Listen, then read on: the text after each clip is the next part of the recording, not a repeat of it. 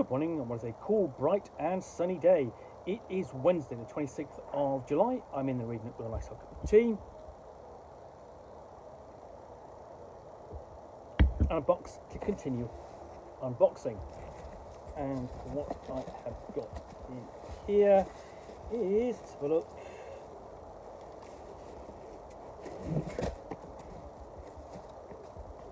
is this, which is Dune, Masters of Dune campaign book, which is a supplement for Dune Adventures in the Imperium, the role-playing game from Modiphius Entertainment.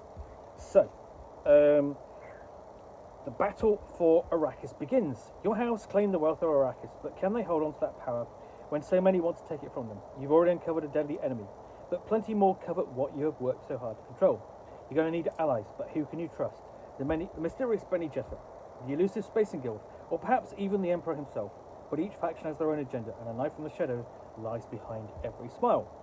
Continuing the alternate what-if scenario beginning in Agents of Dune, the stakes become higher as deadly enemies seek to the downfall of your house to claim Arrakis and the power of spice for themselves. The player characters must leave the desert world of Arrakis and travel across the Imperium to get the support they need to fight their enemies. As each section of the campaign can be done in any order, it is very much up to the players to decide on the best plan of action and lead their house into glory or destruction.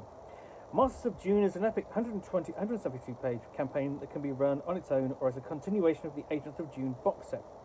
Players as the renowned House Nagara, or create a new house of your own to tame Arrakis. Over the campaign's 9 explosive chapters, your characters will seek out the elusive Fremen to gain their trust and allegiance if you can navigate their mysterious customs and rituals. Engage in exciting space battles on behalf of the mysterious guild, taking on the lethal pirates the Void Between the Worlds. Visit the deadly House Harkonnen on the industrial hellscape of Guide Prime, where poison and treachery lie behind every corner. Mine spice on Arrakis to quench the insatiable need of the Imperium, even though it can never be enough to satisfy the hunger of the known universe. Discover the wisdom of the secret of Bene Gesserit if you can pass their deadly test and prove yourself worthy of the Sisterhood's trust. Politic on Kaitan against the Emperor and the Landsred Council, where you might play one side against the other if you have the cunning and skill for such deceit in the ultimate campaign. Travel from Arrakis across the Imperium to seek new allies, resources and favours that might tip the balance of power in the universe. The wealth of Arrakis may be yours, but you are going to have to fight to keep it. Every choice you make will determine the future of your house for good or ill. Will you fall to ruin on the sands of Arrakis, or are you strong enough to survive and become true masters of Dune? So, Agents of Dune is a box set for Dune Adventures in the Imperium, and what it set up was a campaign in which you created your own house, a minor house, a member of the Landsred, that was granted the fiefdom of Arrakis, and thus the right to mine spice and wield its power, influence, and wealth, all generated from holding that fiefdom. Now, it's an alternative campaign because obviously in the story of Frank Herbert's Dune, House Atreides are placed in a position where they have to accept the fiefdom, take over the planet, puts them in conflict with both the Emperor via his agents, the Harkonnens, and that sets up change and sees the the change in the stories in the known universe throughout the series of the novels written by Frank Herbert and his son. So, what it allowed you to do, it was also a bit of a programmed campaign so that you could go from the first principles and on all the way through to holding power on Arrakis, which of course you never really get the chance to do in the stories in the main in sort of like the main setting, because essentially it's destined to be held by the Atreides, and those events will play out. In this alternative campaign, continuing on that from that, you have successfully held the reins of power on Arrakis, but it's precarious. You need to develop your position. This is what this campaign allows you to do, and it's sort of like it's also sort of companion to Sands of Arrakis, the source book for Dune itself, for the setting and the world of Dune. Now, this uses the 2d20 system, which are for all of Modiphius Entertainment's games, and this is quite a slimmed down, simpler version and you get to play essentially the key members of your house. So the heir, perhaps another relative, then the swordmaster, the mentat, the Bene Gesserit, your smuggler, specialist, that sort of thing. So we open up and we've got the artwork on the cover, sans text, and quite a detailed contents list, and there's the credits page, quite a lot of that. And it's not surprising given sort of what we're really kind of dealing with here is a licensed property, so there's a lot of care to be taken with it. We have the introduction, and this sort of like either could be like a highliner or it's just something like a scene, say, taken from the world of Gedi Prime, industrial hellhole, and description of what the book is, what you need to play before we get on to the story so far, what's happened with the Agents of Dune kind of setting, and also a description of House Nagara and the main characters in it. Also advice here on scaling down, because you know the campaign is designed to be epic, taking across the player characters and the house across the known universe. Perhaps that's not quite what the game master wants to run, but we have an overview of the campaign. This is nicely done, actually. Sort of like, you know, this highlights that this is going to be taking to different places. This is, you know, so essentially, so you know, from different sites across the known universe. So, for example, you have this darkness of Gedi Prime. You have the openness of the sands of Arrakis, where you know you will be attempting to work with the Fremen, and this is how this is all factored is through the influence indices that the player character's actions will change for good or ill. So you have options here for sort of like, you know, honor, imperial support, Landsrat support, military power, ruthlessness, spice production, spending wealth, the effects of spice harvesting, and using the indices, bringing in the guild and spending wealth and so on, because the spice, the guild, the spacing guild, will providing you with all your transport, and the Bene Gesserit will be providing you with your advice. Essentially, whilst they both pursue their own agendas. Of course, we know what the agendas of the Bene Gesserit are: to sort of maintain control, push for the creation of the Kwisatz Haderach, and take control through him. So we have also advice here for using Agents of Dune as a sort of like as the setup for the campaign, and how not to use the campaign. How to use the campaign if you're not using the Agents of Dune box set. So then we get on to chapter 1, shifting sands, and we've got a nice image of this essentially carrier with the vehicles below. Summary, prelude, and instant strange the action with raided by Fremen. And the results from that. Basically, a council got holding court in Arrakeen, where you have an unexpected visitor, and then who requests a curious favour.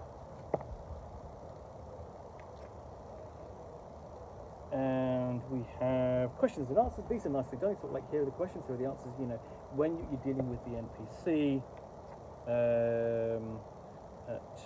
We have a major, minor, sort of like major NPC for this section of the campaign,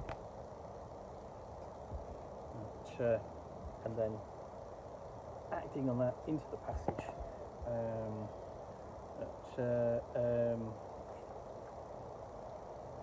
Where character encounters the Fremen. So that's quite short. Before we next chapter takes you on to Gedi Prime, home of the vile Harkonnens, and encountering unexpected ambassadors. Parley with one of the minor houses from under House Harkonnen. So this is all going to be all manners and face, dealing with the Harkonnen, and then into the machine world of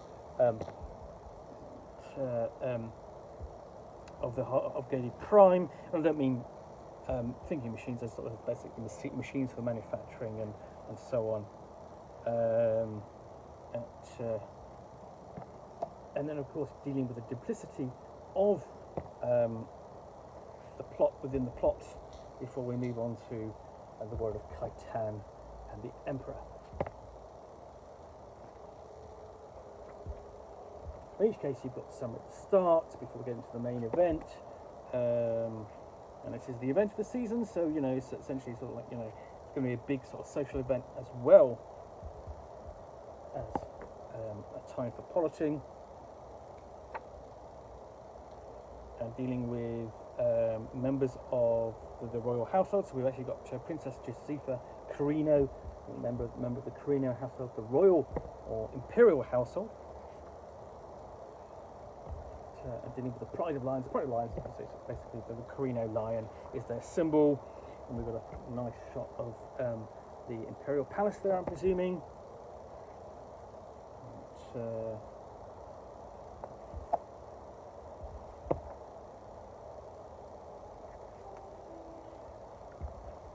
Facing a royal summons, actually facing the Emperor, and then next part.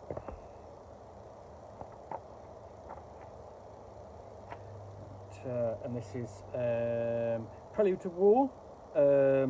Essentially, this is when other forces begin to move openly against the player characters. Through sabotage and assault, then hostilities break out. This is the Harkonnens acting against the player characters and their household. This is, you know, and of course, you know, the Harkonnens here are, you know, living up to their reputation, even down to potentially dreaded use of atomics. I hope that's not an atomic explosion, just a merely simple one. And the player characters in the house are forced to fight for survival.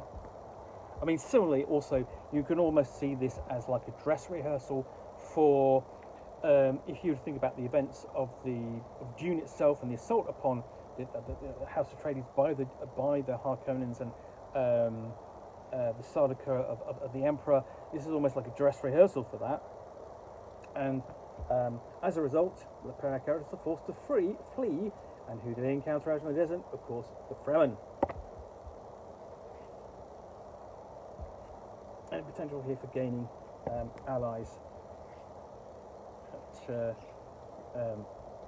and making discoveries in the Siege.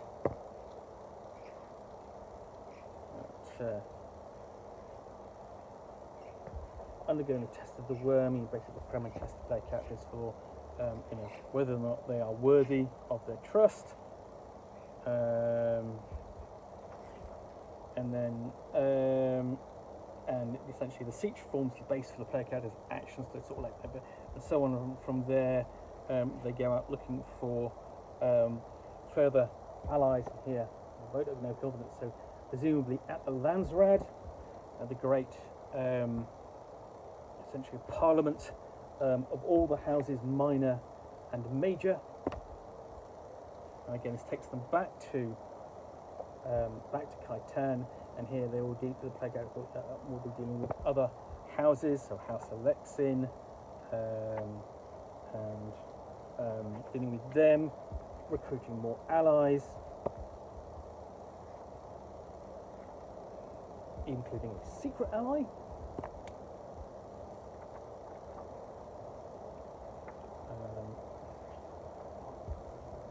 And resolving meets at the Landsraad, and then returning to the Bene Gesserit, and here you've got sort of like the spaceships, not Highliners, but and going back to the world of the Bene Gesserit. You've got notes there. What happens if one of the characters is a Bene Gesserit? if you're playing Masters of Dune, it's like and using the pre-generated characters, then one of them is where basically the player characters will be put to another test.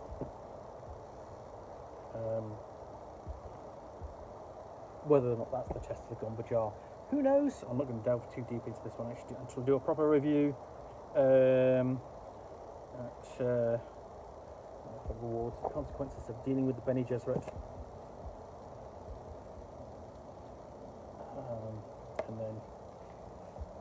And then there's a matter of here we've got an image of the High Line, and here it's sort of like here we are dealing with sort of like basically certainly the major mover of the setting, which is the Spacing Guild, and they are unexpected allies. I mean, they want the guild wants the spice to continue flowing because hey, it needs it for its guild navigators, so they don't want to see the flow disrupted. Without it, the guild navigators cannot fold space, cannot do the calculations necessary for interstellar travel. As the consequences of there being no thinking machines capable of making the calculations necessary. So here, the player characters are tasked with taking out enemies of the guild. We've got a mercenary base there for them to target. And then can return to finale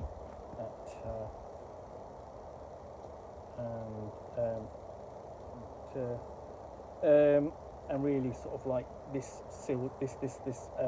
essentially establishes the fate of House Nagara.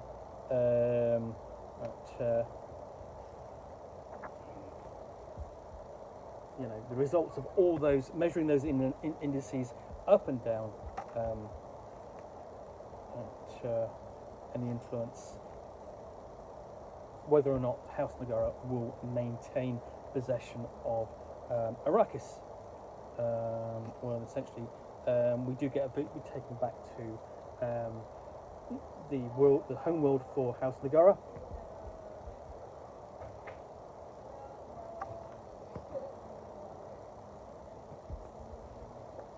So that brings the campaign to a close. So this will keep it sort of like, this is going to be sort of like a grand campaign for Dune Agents of the Imperium, or Adventures in the Imperium, continuing from the box set. Well worth picking up if you've been playing for the box set to see where the characters are taken next. To really have the characters kind of step up onto the basically major stage, and sort of like see how their actions play out, how they can gain influence and power, and wield it effectively alongside their newfound allies and enemies. So yeah, looking forward to giving that a review in due course. Hope you've enjoyed this unboxing in the Nook. If you have, then please do click on the like button down below. And if you've got any comments or feedback, I appreciate you taking the time to post those. And lastly, if you want to be alerted to more unboxings in the Nook, where you will see me out here with a box containing a book or game, which I will unbox and chat about to the best extent of my knowledge for roughly 10 minutes or so, all of course accompanied by a nice hot cup of tea, then please do click on the subscribe button down below. Thanks again for watching another unboxing Nook. We'll be back again soon with another one. Bye for now.